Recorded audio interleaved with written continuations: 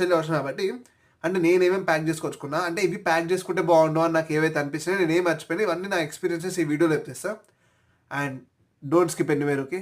ఏమన్నా స్కిప్ అయితే పొరపాటున మీరు మర్చిపోయే ఛాన్స్ ఉంటుంది. అంటే నా వేరే వీడియోలో చూస్తారు అనుకో, అదే చెప్పండి నేమన్నా కొత్తగా తెచ్చుకుండొచ్చు కదా అట్లా, ఓకేనా?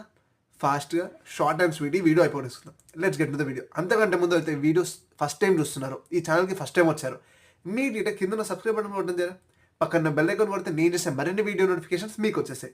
And at the same time మీరు ఇచ్చే లైక్ ఇంకా కమెంట్ అవుతుందో నాకు చాలా మోటివేషన్ ఇస్తుంది. మీరు ఫర్దర్గా నెక్స్ట్ ఏ వీడియోస్ చేయాలో దాని గురించి కానీ, లేకపోతే ఈ వీడియోలో అనిపించింది ఇంకేమైనా డౌట్స్ ఉంటే కింద కమెంట్ సెక్షన్లో కమెంట్ చేయండి, మనం అక్కడ కూడా మాట్లాడుకుందాం. Okay, let's get in the video.